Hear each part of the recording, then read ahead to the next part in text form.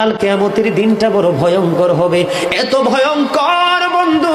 আমার নবী বলেছেন উলঙ্গ অবস্থায় মানুষগুলো হাসরের ময়দানে একত্রিত হবে রে। ও বন্ধু, প্রত্যেকের কবর থেকে ওই হাসরের ময়দানটা কমপক্ষে 50,000 বছরের রাস্তা হবে রে বন্ধু।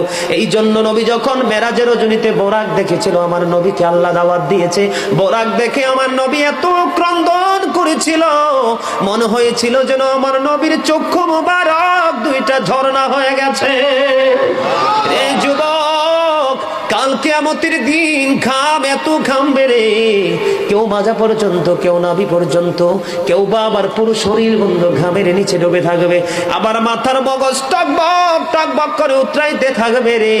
আল্লাহ বলেছেন লা ইয়ামুতু, people will not die that day, সেদিন মানুষ আর মরতে পারবে না।